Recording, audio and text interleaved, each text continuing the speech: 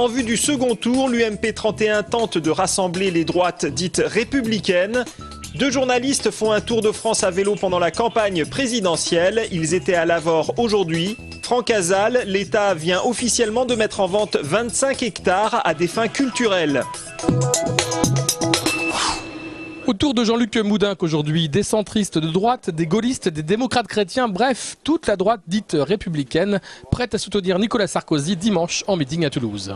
N'oublions pas que c'est la région de France qui avait donné le moins de voix à Nicolas Sarkozy en 2007, mais vous savez, ça ne nous décourage pas. Dimanche dernier, beaucoup ont voulu protester, très bien, la protestation a été entendue, les médias en ont beaucoup parlé, donc le but a été atteint.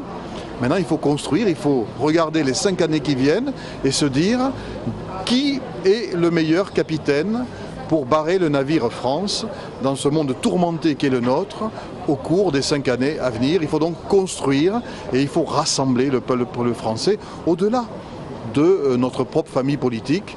Pour l'UMP, les électeurs de François Bayrou sont les bienvenus, ainsi que ceux qui ont choisi Marine Le Pen au premier tour. La droite locale et nationale veut faire le distinguo entre les dirigeants du FN et leurs électeurs.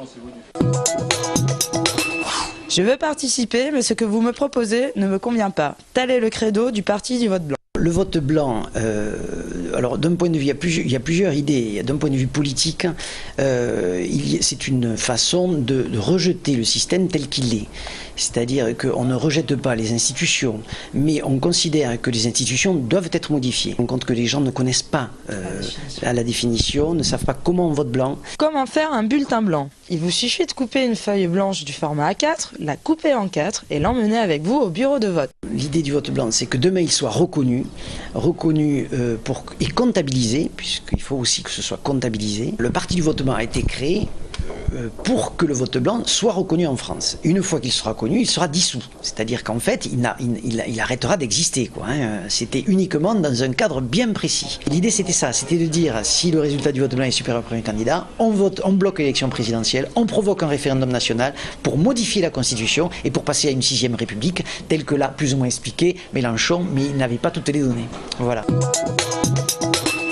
2 journalistes, Raphaël et Alexis, ont déjà parcouru près de 3500 km à vélo depuis leur départ de Paris le 5 février. Ils étaient entre Toulouse et Lavore aujourd'hui. Leur objectif, aller à la rencontre des Français pendant la campagne présidentielle afin de prendre le pouls du pays grâce à 4 caméras embarquées fixées sur leur vélo. Un web documentaire est à suivre sur les réseaux sociaux.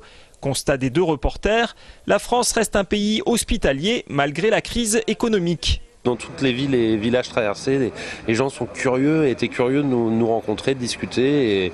Et non, moi j'avais un peu la crainte, cette crainte effectivement de partir pendant 3 mois en me disant tous les soirs il faut aller dormir chez quelqu'un, quoi. Et surtout de sortir la caméra. Et vraiment, j'ai été vraiment très très agréablement surpris, quoi. Autre enseignement partagé par les 2 journalistes, la fracture territoriale de notre pays. D'un côté, une France rurale où les gens ont le sentiment d'être abandonnés par la République et de l'autre, une France des agglomérations standardisées. Partout où le politique a lâché prise face aux intérêts à court terme de l'économique, la France gronde. Cela pourrait expliquer la poussée du Front National, un vote de transgression selon nos confrères. Un documentaire sur leur aventure sera diffusé le 8 mai à 23h15 sur France 2. Stand-by à l'usine Coca-Cola de Castanet. Les 135 salariés du site ont suspendu leur mouvement de grève entamé hier. Une délégation doit rencontrer la direction demain à 13h pour tenter de trouver un accord. Les salariés demandent toujours une réévaluation de leur coefficient de rémunération, jugé trop en décalage selon eux par rapport aux autres sites français. La charge et les mauvaises conditions de travail sont également dénoncées. En février dernier, un salarié avait envoyé une lettre anonyme dénonçant le mal-être dans son entreprise. Il avait même menacé de se rendre sur le site avec une arme. Depuis, les délégués syndicaux et le CHSCT de l'entreprise ont demandé une expertise sur les conditions de travail. À ce jour, la direction n'a pas donné suite. La direction de l'entreprise Neo Security a déposé hier une déclaration de cessation de paiement au tribunal de commerce de Paris et aurait besoin de 15 millions d'euros pour éviter la faillite. Le groupe, spécialiste de la sécurité, compte 5000 salariés en France. Localement, Neo Security est basé à Ramonville-Saint-Agne. 140 agents sont répartis sur 22 sites. Les syndicats dénoncent une gestion douteuse de la part des dirigeants. Pour l'UNSA, priorité donnée au maintien des agents en poste. Nicolas Sarkozy pourrait profiter de l'entre-deux-tours pour pour rencontrer la direction. Une réunion des délégués du personnel se tiendra vendredi. 2 offres de reprise pour Datalis, la société toulousaine spécialisée dans le marketing et le routage, placée en redressement judiciaire en novembre dernier.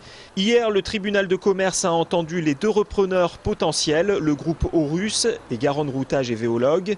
En fin de semaine dernière, les salariés s'étaient prononcés en faveur de l'offre du groupe Aurus, société de solutions informatiques, qui prévoit de conserver 76 salariés sur les 115 que compte Datalis aujourd'hui. Le tribunal de commerce rendra sa décision le 4 mai.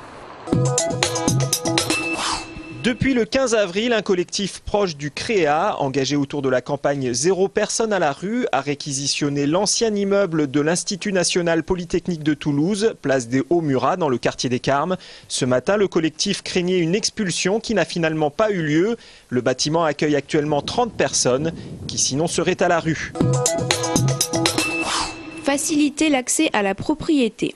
C'est un des thèmes abordés hier à l'espace Vanel par l'UNPI, Union nationale de la propriété immobilière, lors d'un colloque réunissant professionnels de l'immobilier et propriétaires indépendants. Principal objectif, remettre le logement au cœur des préoccupations politiques. Dans la campagne, on ne sent pas une volonté politique en direction du logement et on est navré et c'est pour ça qu'on organise de telles manifestations pour sensibiliser, attirer l'attention sur la nécessité d'une véritable politique du logement. Aujourd'hui, on a 2 crises du logement. Une crise, ce sont des logements qui manquent dans certains secteurs, certaines grandes villes. Et une autre crise, il y a des logements en surnombre dans d'autres villes. Dans un programme à l'attention du prochain ministre du Logement, Jean Perrin, président de l'UNPI, propose 60 mesures pour sortir de la crise immobilière, parmi lesquelles la maîtrise des loyers ou encore la baisse des coûts de production. Les logements sont trop chers. On est aujourd'hui avec des logements 4, 5, 6 000 euros du mètre carré. C'est pas possible compte tenu des finances de ceux qui voudraient acheter, aussi bien pour louer que pour habiter. Donc nous, on propose des logements à moins de 1 000 euros du mètre carré. Une dynamique déjà enclenchée à Toulouse. Selon une étude récente, le prix du mètre carré aurait baissé de 2,7% depuis le début de l'année. C'est une étape supplémentaire dans la possible implantation des studios Raleigh à Francazal. Par décision ministérielle, Valérie Pécresse a mis en vente 25 hectares de la base qui reste propriété de l'État, en précisant qu'une activité culturelle devra s'y développer. Concrètement, quelles conséquences ? Pour Raleigh, c'est un gain de temps d'environ 18 mois sur le délai qu'il aurait normalement fallu pour mettre en vente cette surface.